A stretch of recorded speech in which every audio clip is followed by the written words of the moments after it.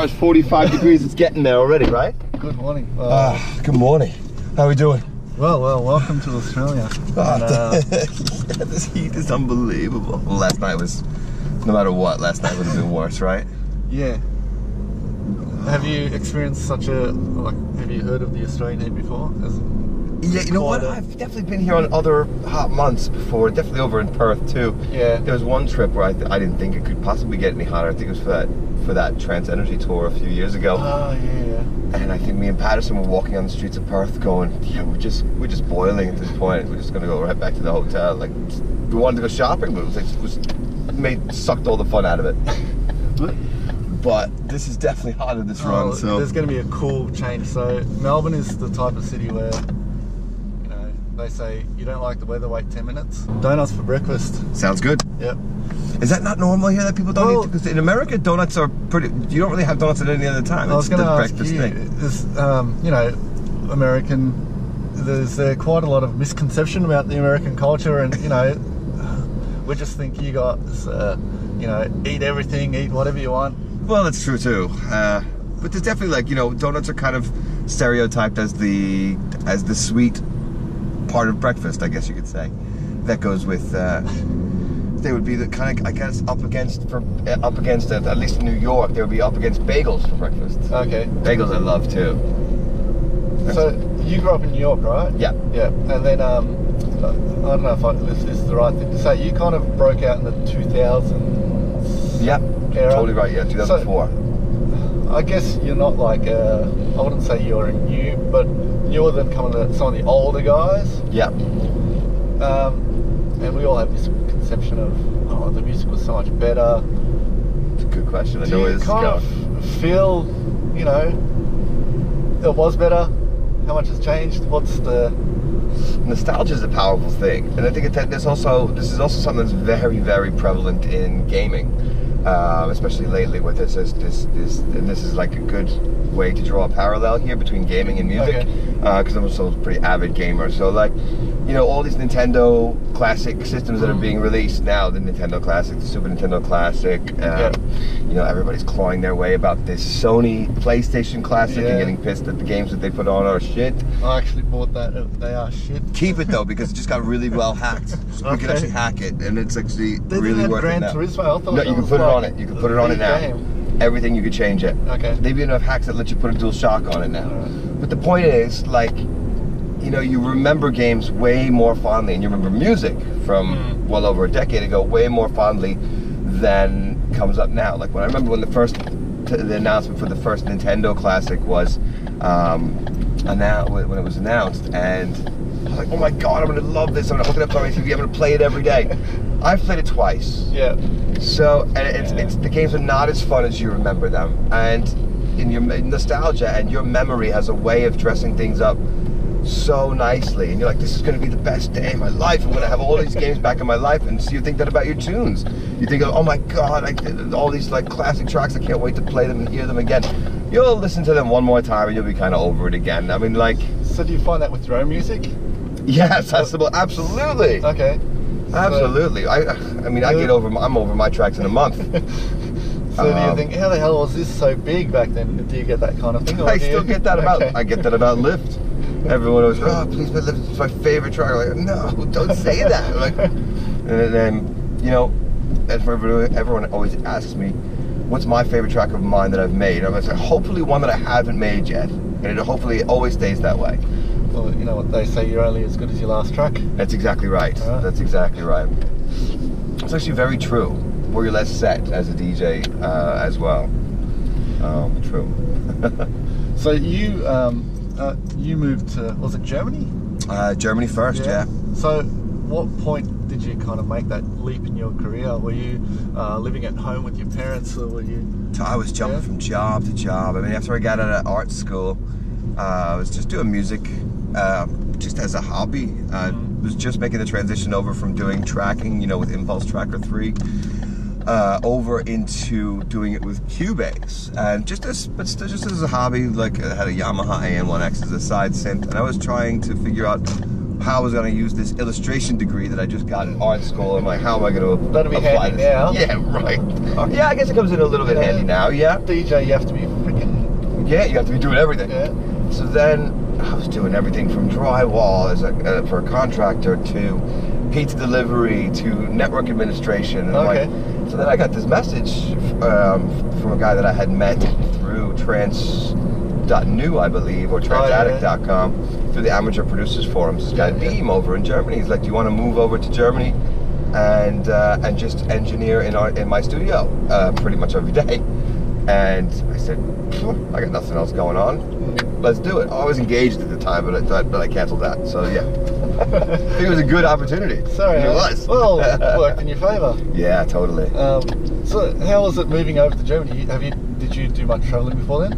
No, I had to get a passport before I even went. Oh, okay. I had never even been out of America, so I was 24.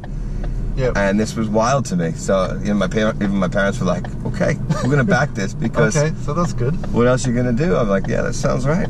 No, that's good that the parents supported it. Yeah, definitely. So you land in Germany.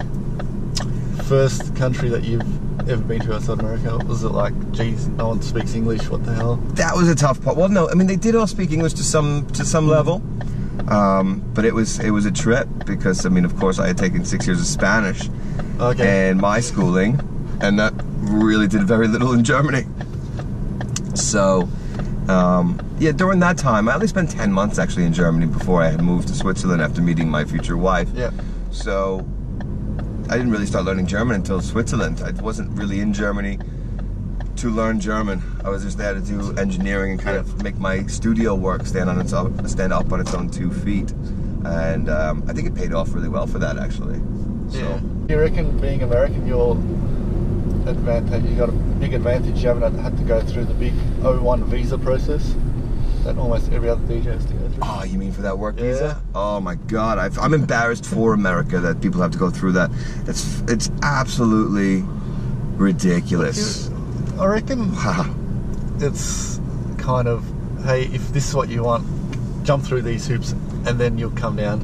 And, you know, we got the economy, we got the people, you want to be part of it, go through these hoops. But I mean, they pay so much money initially and they still get taxed a ridiculous amount of taxing on these gigs. It's very hard to make DJing for a non-American in America to be worthwhile.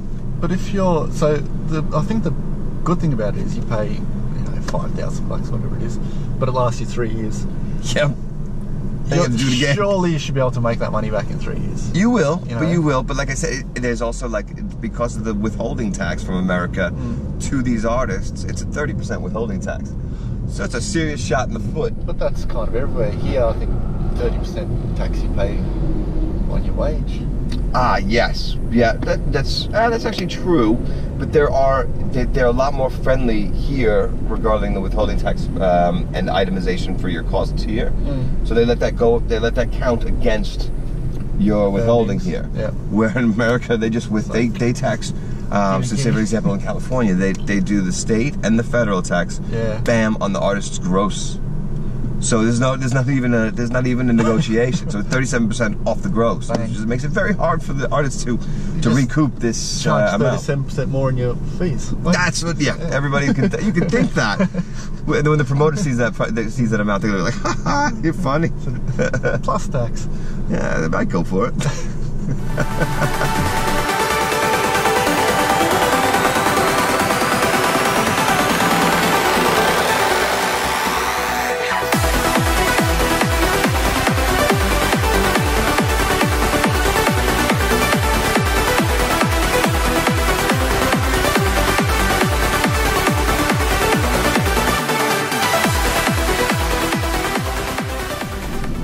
So are you a what do you call it, a Swiss citizen? Yes. Yeah. Yeah. I got my Swiss passport. Yeah. It took a while to get. American citizen and a Swiss. Both. Yeah. Oh, that'd be the ultimate. It's definitely like full house kind of situation. Really good. Depending on what country I'm going to, I can just pull out the correct passport for the best, most optimal passport. And you got the Swiss bank account. Nah, well, the Americans have, due to their bullying nature of the American kind of the bullying nature of America itself and the American government. They bullied the Swiss into kind of, you know, Swiss bank account. People say, oh, you can have a bank account secretly, you can hide money. But that's been a thing of the past for years now. Okay. And so how do the Americans get onto it? And a lot of banks won't even let. There's a lot of banks are so, or let's say America left such a bad taste in these Swiss banks' mouths that a lot of Swiss banks won't even let an American open up a bank account unless they give like full, I don't know what's the word, full, I guess power of attorney or something. They have to give clearance to see into the American, to see into your account whenever they want. Yeah. And I'm not even doing anything shady, but I really don't like that level of like, right? America, you need to really fucking not be looking at the expats. You know, you really should look around your country and figure out, you know, do a little housekeeping first before they look elsewhere about people that have decided to leave the country. I'm sure there's shady shit going on both sides, but I know for me, I'm not some billionaire sweeping so much money under the rug, and I have to go through the same bullshit. Yeah, right. If that was my problem, I would say here is my bank account information. This is a good problem to have. This is my yacht in the Caymans. It would be crazy. He was like, oh yeah, tax me. If you got a Swiss passport, that means you can just open one up, right? Yes, no? In theory, yes. But since I'm American born, for something there's definitely some data, and I'm definitely red flagged in a way that I wouldn't be able to do it. My wife basically, long story short, my wife has to be the account holder. Okay. I mean, I can open up an account, but I have to do so much other bullshit. Jeez. Like, I feel so bad for my kids. They have to go through this thing where they have to kind of give up their American citizenship. They don't even know, they're not even aware that they have it right now. But I don't think it's worth having, especially with the way the country's going right now. No offense, America, but really get your shit together. Well, if they're in the entertainment industry, it could be positive for them. You know? Yeah, but I'm not going to let them be in the entertainment industry. I'm a good dad. I'm a good dad. They're not going anywhere near the entertainment industry. Alright. So what experiences make you say that? I just think they're three girls. Yep. And not to be sexist, but I think this particular industry kind of chews girls up a bit. It's definitely I feel so bad for I know a lot of females in the scene that work their asses off, and they just don't get the respect and the recognition that they should definitely be getting. And I mean, maybe that will change eventually. I've noticed a lot of, like, you know, especially in America too, female roles and perceptions becoming a lot more empowered and feminist in a way. But this industry is pretty much as male oriented as, say, contracting on a job site and stuff like that. It like construction. Shifting. There are a lot of female DJs who really. In techno, for sure. A lot of really some of the biggest techno DJs are massive, and trance has not really happened yet. Yeah. So I hope, for the sake of just girls that are really into it and have their minds in the right place and are doing the studio work and are just killing it, then yeah. But I think for girls to get the respect they want in the scene, very simple process. Get your ass onto YouTube and be making tutorials and make videos that are showing you that you are not ghosted, showing that you know your game, and you'll have instantaneous respect, I think. So that is good advice for the up-and-coming female DJ producer. Yep. Show that you do that. Just prove that you can do the work. Now, granted, we prove, like, as guys, we have to do it too. So this is not a double standard. Like with all the ghosting and all the shit going on where people say, oh, he didn't really make his own music.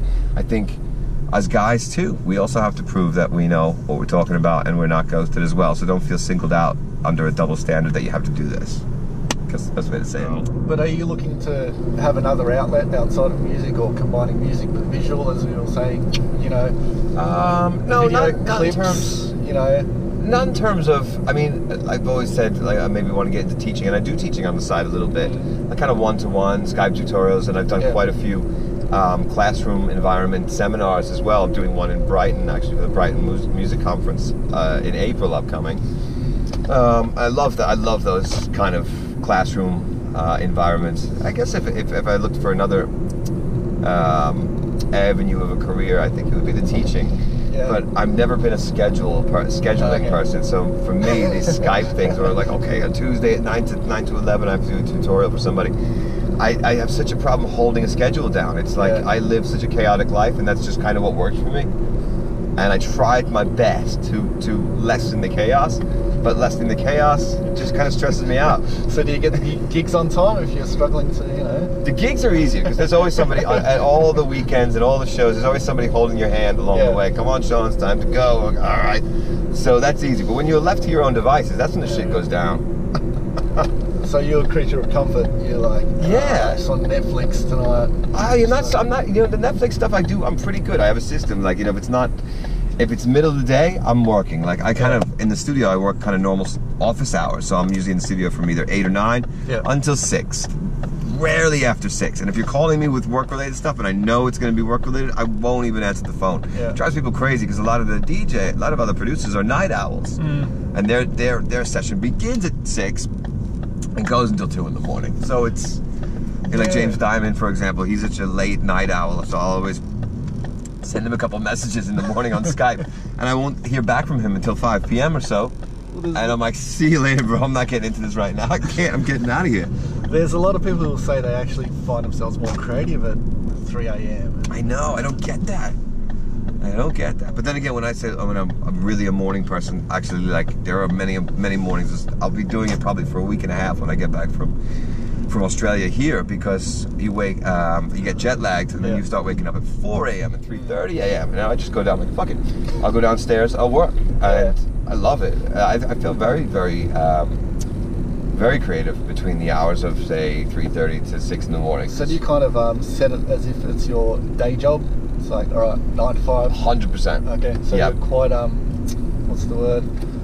It's regimented in that way. It's just the schedule. I know I have my 3 set meals. I have breakfast, lunch, and dinner in the house, and like very rarely do I skip a meal. I just get too hungry. Yeah. But it's pretty easy for me just to do a lap. Do the lap. True. But I like to not have a clear blueprint of the day. So like that helps your artist flow as well. I mean, if you know like, okay, from 9 to 11 today I have to work on this project, and that kind of sucks. You feel like you're being forced to work on that. I don't get much done in a positive way on that project between 9 and 11. Where the positivity is going to happen is going to be at 11:15, where I stop working on the project and I'm like, I have an idea. Like, so I always find, for me, just to get shit done in a most efficient way possible, is to not schedule anything. Okay, just sit there and be like, totally, see what happens. To force it, you can't force this stuff. It's hard. All right, we're almost done. Yeah, that was awesome. Really fun. Thank you very much for your time, man. It's such an honor and a pleasure to have you. And thanks for your insights as well. Very cool. I hope it was helpful to people if they were like, oh yeah. Oh, I'm sure there's lots of good stuff in there, and I'll see you tonight. Definitely. See you tonight, brother. Cool, thank you. Let's hope we get the heat to dip a little bit, but it's still on its way up, so.